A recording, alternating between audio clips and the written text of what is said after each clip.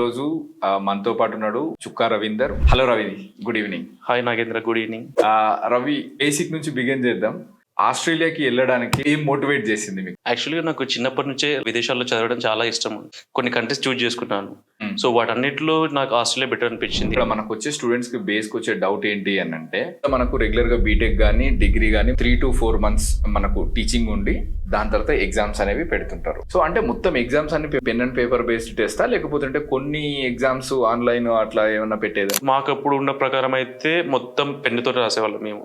So like last 2 years తర్వాత Covid వచ్చింది. ఏ subject అయితే మనం చదవం వాటికి ఫీ పే చేయాల్సిన అవసరం లేదు. అంటే మీ పోస్ట్ స్టడీ వర్క్ వీసా మొత్తం కరోనాలే పోయింది. 2 years నా కరోనాలో 20 and 21. ఎస్, అబ్సల్యూట్లీ కరోనాలో అయిపోయింది అది. దాని తర్వాత అసలు మీరు జాబ్ ఎట్లా వెతుకున్నారు రవి? అంటే మీరు అయిపోయిన తర్వాత ఏదైనా పోర్టల్స్ యూజ్ చేశారా, రెఫరెన్సెస్ యూజ్ చేసినారా? ఆస్ట్రేలియన్ కంపెనీస్ అనేవి అంటే ఏం చూస్తున్నాయి అసలు క్యాండిడేట్లు, especially master of professional accounting కి మీరు ఎట్లా రీసెర్చ్ చేసినారు జాబ్ కోసము? ఎట్లా అంటే మెయిన్ ఆస్ట్రేలియా ప్రతి ఒక్క కంపెనీ చూస్తే అంటే మనలో ఉన్న స్కిల్స్ ని చూస్తే వాళ్ళు, మన రిఫరెన్స్ కానీ వేటిని కన్సిడర్ చేయరు వాళ్ళు. మన దగ్గర ఉన్న నాలెడ్జ్ కానీ లేకుంటే మన దగ్గర ఉన్న స్కిల్స్ ని బట్టే వాళ్ళు జాబ్స్ అనేది ఆఫర్ చేస్తారు మనకి. Okay, if you don't have any skills there is no job opportunities for you. Okay, straight away. So ఇంత టైం పట్టింది రవి మీకు అంటే జాబ్ వెతుకోవడానికి, అంటే జాబ్ రావడానికి? అప్పుడు నేను కోవిడ్ లో 1 year నార్మల్ గా వర్క్ చేశాను. సో ఆఫ్టర్ 1 year నేను ఏం చేశాను, ప్రొఫెషనల్ ఇయర్ చేశాను. ఓకే, ప్రొఫెషనల్ ఇయర్ అంటే నేను అకౌంటెంట్ కాబట్టి లైక్ అకౌంటెంట్ గానే నేను ప్రొఫెషనల్ ఇయర్ స్టార్ట్ చేశాను.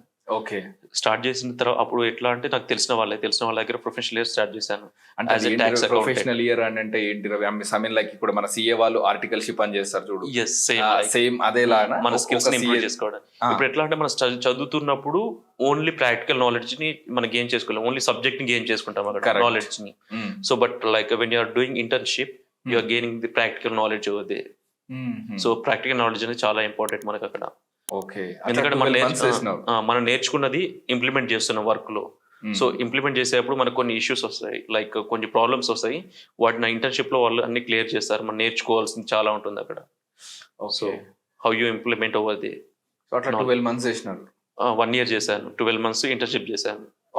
12 months లైక్ ప్రొఫెషనల్ ఇయర్ చేశాను. అక్కడ నేర్చుకున్నది లాస్ట్ ఇంటర్న్షిప్ చేసుకుంటూ నాలెడ్జ్ అనేది గెయిన్ చేసుకున్నాం. దీంతో పాటు ఇంకో నాలెడ్జ్ లైక్ ప్లస్ పాయింట్ ఉంటుంది మనకి. మనం అక్కడ ప్రొఫెషనల్ ఇయర్ చేస్తున్నామంటే ఆస్ట్రేలియన్ గవర్నమెంట్ మనం అక్కడ పర్మనెంట్ రెసిడెన్స్ కి అప్లై చేసుకునే దాంట్లో 5 points అంటే మనకి ఇక్కడ యాడ్ అవుతాయి ప్రొఫెషనల్ ఇయర్. అందుకే మన గవర్నమెంట్ వచ్చేసి మీకు నాలెడ్జ్ ఉంటుంది, మీరు నేర్చుకోండి, ప్రొఫెషనల్ చేశారు, మీకు వర్క్ నాలెడ్జ్ ఉంది, టెక్నికల్ నాలెడ్జ్ ఉంది, అందుకని చెప్పేసి మనకు 5 points అవార్డ్స్ ఇస్తారు మనకు అక్కడ. ఓకే, పిఆర్ కూడా 5 points అడిషనల్ గా యాడ్ అవుతాయి మనకి. ఓకే, సో ఎప్పుడైనా సరే రవి, ఇప్పుడు ఇక్కడ ఇండియన్ ఎడ్యుకేషన్ సిస్టమ్ కి ఆస్ట్రేలియాలో మీరు మాస్టర్స్ చదువుకున్న ఆ సిలబస్ కి సంబంధించింది, what is the huge difference that you find it?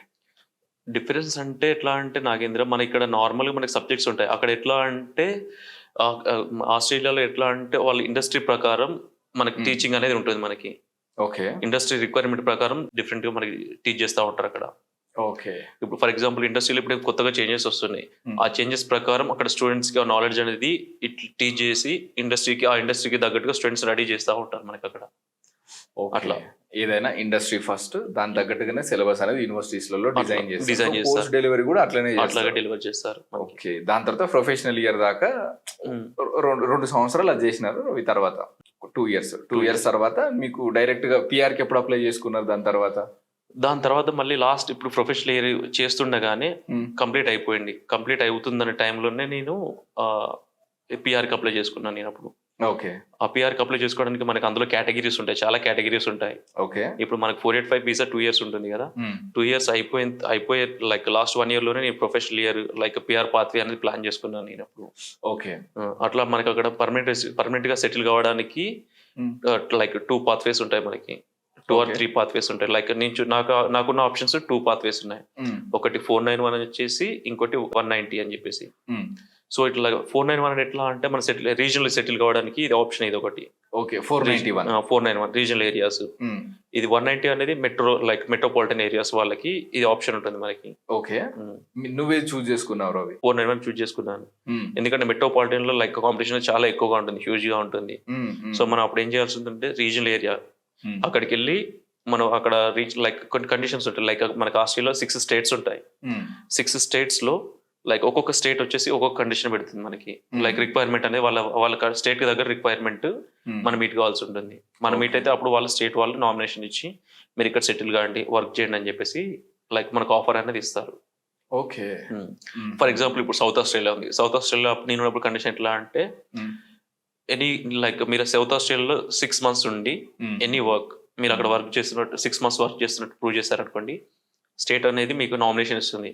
మీరు ఇక్కడ ఎలిజిబుల్, ఇక్కడ వర్క్ చేసుకోవడానికి, మీరు ఇక్కడే ఉండండి, వర్క్ చేయండి అని చెప్పేసి మనకు ఆఫర్ ఇస్తుంది, నామినేషన్ అనేది ఇస్తుంది. ఓకే. ఇప్పుడు కరెంట్ గా ఉందా ఇప్పుడు ఆ సిచ్యువేషన్ ఇప్పుడు అలానే ఉంది. కాకపోతే లైక్ కొన్ని చేంజ్ చేశారు. ఎట్లా అంటే ఫర్ ఎగ్జాంపుల్ నేను అకౌంటెంట్ ని, నేను ఉన్నప్పుడు ఎట్లా అంటే ఏ వర్క్ చేసినా కానీ I'm eligible to apply for the state nomination. Okay. Accounting లో చేయాలనే రూల్ ఏం లేదు. 6 months చేస్తే సరిపోతుండే. But like presently they are implementing that like if you are an accountant you have to do accounting job only or accounting related job. If you are a software developer, you have to do software developer jobs only. That's the condition right now. So same role లోనే చేస్తేనే then ఇప్పుడు PR అనేది eligibility వస్తుంది. Okay. మీకు PR process కి మొత్తం ఎంత time పట్టింది రవి అప్లై చేసుకున్న తర్వాత? నాకు అప్పుడు అప్లై చేసుకున్న తర్వాత నాకు వీసా గ్రాంట్ కావడానికి 1 year పట్టింది నాకు. అంటే నేను అక్కడ 491 కి అప్లై చేయడానికి వెళ్ళాను. బట్ మనకి అక్కడ దీనికి ముందు చెప్పాల్సింది ఏంటంటే మనకి లైక్ కేటగిరీస్ ఉంటాయి ఇక్కడ పర్మనెంట్ రెసిడెన్స్ వీసా కేటగిరీస్ ఏంటంటే 491, 190 అండ్ 186 అండ్ 189 ఇలా కేటగిరీస్ ఉంటాయి. ఓకే. ఈ 491 వచ్చేసి స్టేట్ లైక్ రీజనల్ వీసాస్ ఇవి. లైక్ 190 వచ్చేసి స్టేట్ లైక్ మెట్రోపాలిటన్ వీసా. 186 వచ్చేసి ఎంప్లాయర్ స్పాన్సర్షిప్ వీసాస్ ఇవి. ఇవి ఎలా ఉంటాయంటే ఫర్ ఎగ్జాంపుల్ ఇప్పుడు నేను ఇండియాలో ఒక 5 years చేశాను అనుకోండి, లైక్ సాఫ్ట్వేర్ డెవలపర్ చేసిన తర్వాత మనకు అక్కడ మన స్కిల్స్ అన్ని బాగున్నాయి.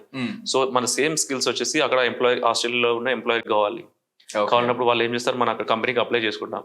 నాకు ఈ స్కిల్స్ ఉన్నాయి, నాకు ఇంత నాలెడ్జ్ ఉందని చెప్పేసి కంపెనీ వాళ్ళకి అప్లై చేసిన తర్వాత వాళ్ళ మన స్కిల్స్ అన్ని కన్సిడర్ చేసి మీరు మా కంపెనీలో మీ స్కిల్స్ మాకు యూజ్ అవుతాయి అని చెప్పేసి కంపెనీ వాళ్ళే మనకు ఆఫర్ ఇస్తారు, ఇక్కడ పర్మనెంట్ గా వచ్చి ఇక్కడ వర్క్ చేసుకోండి అని చెప్పేసి. ఓకే. మనకు అట్లా more than 5 years ఉంటే we're eligible to apply for 186. Okay. అది. సో మీరు అప్లై చేసింది? నేను అప్లై చేసింది 189 వీసాస్ వచ్చేది. అది 189 కేటగిరీ. 189 అది. ఓకే. అది ఎట్లా అంటే నేషనల్ వైజ్ గా ఉంటుంది ఆ వీసా వచ్చేసి. ఓకే. మీరు ఏ స్టేట్ లో అప్లై చేసినారు? నేను వచ్చేసి లైక్ మెల్బర్న్ విక్టోరియాలో అప్లై చేశాను. నేను విక్టోరియా స్టేట్ లోనే అప్లై చేశాను ఆ వీసాని. ఓకే. నాకు విక్టోరియాలోనే వచ్చేసింది. సో 1 year అంటే ఐ మీన్ టూ లాంగ్ కదా రవి. సో ఆ లాంగ్ గ్యాప్ లో మళ్ళీ మీకు ఆస్ట్రేలియా గవర్నమెంట్ బ్రిడ్జింగ్ వీసాస్ ఇస్తుంది. ఓకే. ఆ బ్రిడ్జింగ్ వీసాలో ఉన్నప్పుడు చాలా మంది అంటే నేను ఎదుర్కొన్న దాంట్లో ఏంటంటే రవి, బ్రిడ్జింగ్ వీసాలో ఉన్నప్పుడు మళ్ళీ వాళ్ళ హోమ్ కంట్రీకి వెళ్ళకూడదు, ఒకవేళ వెళ్ళినా మీకు ప్రాబ్లం అవుతుంది. సో లేకపోతే అంటే మళ్ళీ పర్మనెంట్ రెసిడెన్స్ అయ్యి క్యాన్సిల్ అయ్యే ఛాన్సెస్ ఏమైనా ఉంటాయా, లేకపోతే అంటే ఏంటి అసలు బ్రిడ్జింగ్ వీసాస్ లో ఉన్నప్పుడు కండిషన్స్ ఎలా ఉంటాయి? బ్రిడ్జింగ్ వీసా ఎట్లా అంటే నాగేంద్ర, ఇప్పుడు మనం ఒక వీసా అయిపోతుంది. ఫర్ ఎగ్జాంపుల్ మన స్టూడెంట్ వీసా 2 years వ్యాలిడిటీ ఉంటుంది. ఆ 2 years వ్యాలిడిటీ ఉన్న తర్వాత మనం ఆ 2 years లోనే అప్లై చేసుకోవాల్సి ఉంటుంది. దాని తర్వాత మనం 485 వీసా అప్లై చేసుకోవాల్సి ఉంటుంది. అప్పుడు ఎప్పుడు ఇది లైక్ నేను చదువుకునే టైంలో నేను చెప్తున్నా ఇది. సో అప్పుడు అప్లై చేసి కోర్స్ అయిపోయిన తర్వాత మనం అన్ని సబ్జెక్టులు పాస్ అయిన తర్వాత 485 వీసాకి అప్లై చేస్తాం, వర్క్ వీసాకి. సో మనకి ఒక స్పెసిఫిక్ టైంలో వచ్చేసి వర్క్ వీసా అనేది వస్తుంది. But like before the time మనకి స్టూడెంట్ వీసా అనేది ఎక్స్పైర్ అయిపోతుంది. సో మనకి వర్క్ వీసా ఎప్పుడు వస్తుందనే గ్యారంటీ లేదు అది. సో ఈ మధ్యలో టైంలో వచ్చేసి స్టూడెంట్ వీసా అయిపోయిన తర్వాత బ్రిడ్జింగ్ వీసా అనేది ఆటోమేటిక్ గా మనకి జనరేట్ అవుతుంది. ఓకే. మన student visa work visa apply చేసిన తర్వాత మనకి బ్రిడ్జింగ్ వీసా అనేది ఆటోమేటిక్ గా జనరేట్ అవుతుంది. సో దీంట్లో మనకి ఫుల్ వర్కింగ్ రేట్స్ ఉంటాయి మనకి. ఎట్లా అంటే మనం స్టూడెంట్ వీసాలో ఉన్నప్పుడు మనం 20 hours కంటే ఎక్కువ వర్క్ చేసుకోరాదు. నేనున్నప్పుడు ఇప్పుడు 24 hours కొంచెం ఇంక్రీజ్ చేశాడు ఇప్పుడు.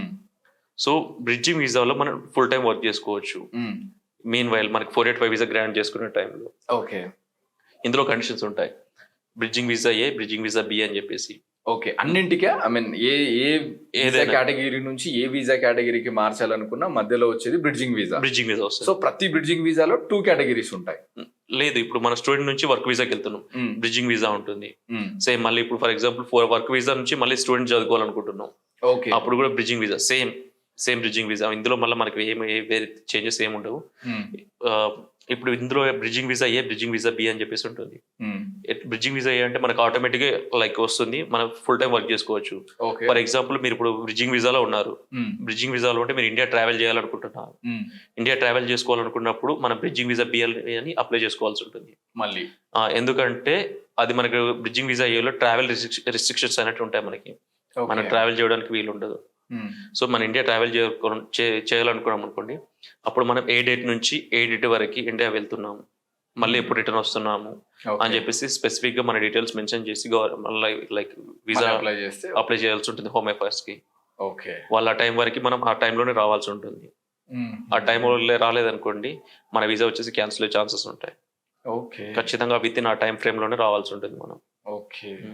సో ఫస్ట్ స్టూడెంట్ వీసా, దాని తర్వాత మళ్ళీ post study work visa, post study, దాని తర్వాత work visa. Okay. Work visa తర్వాత మళ్ళీ పర్మనెంట్ రెసిడెన్సీ. సో 4 కేటగిరీస్ ని మనం ప్రాపర్ గా ఏదైనా స్టూడెంట్ దాటాల్సిందే ఇంకా. సో ఈ కేటగిరీ నుంచి ఇంకో కేటగిరీకి షిఫ్ట్ అయ్యేటప్పుడు దానికి టైం తీసుకునేటప్పుడు మీకు ఆటోమేటిక్ గా బ్రిడ్జింగ్ వీసా అనేది జనరేట్ అవుతుంది when we apply to the next stage of the visa. అంతేనా? అంతే. ఓకే. అందులో మళ్ళీ మనం బయటికి వెళ్ళాలి అని అనుకుంటే మళ్ళీ మనం అప్లై చేసి గవర్నమెంట్ అప్లై చేసి బ్రిడ్జింగ్ వీసా తీసుకోవాలి. ఓకే. 1 year అంటే టూ లాంగ్ కదా రవి. ఇప్పుడు అంటే జనరల్ గా నామినల్ గా కూడా 8 to 12 months మినిమం గా పడుతుంది పర్మనెంట్ రెసిడెన్సీ. ఎందుకంటే అప్పుడు నాకేంద్ర కోవిడ్ సిచ్యుయేషన్ ఉండేది. ఓకే.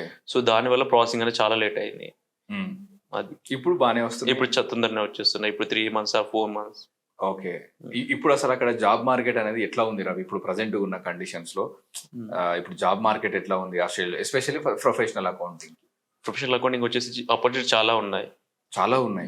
ఆపర్చునిటీస్ ఉన్నాయి. ఇప్పుడు if you have skill then definitely you are going to get a job.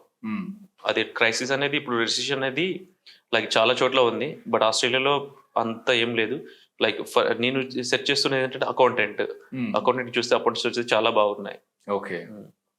So కొంచెం మనం ప్రాపర్ గా బిల్డ్ చేసుకుంటే అయితే మాత్రం ఛాన్సెస్ చాలా ఉంటాయి.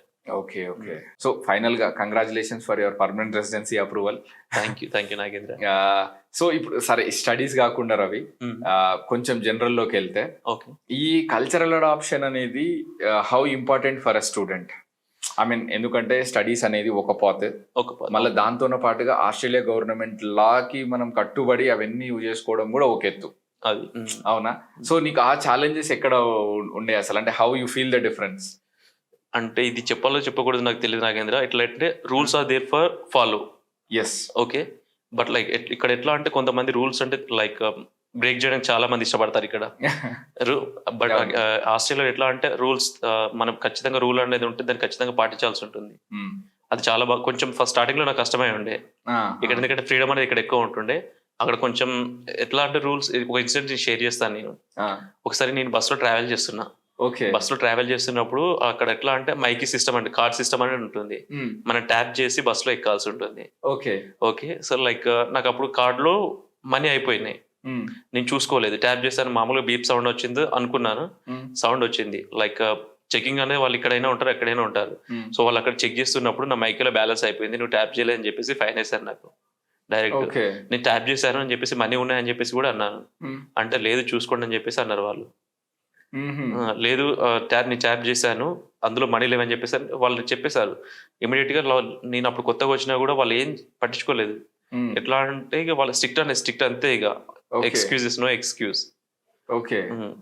ఇమీడియట్ గా $200 like $250 mean around $11,000 12,000 Indian rupees fine వేసేస్తారు.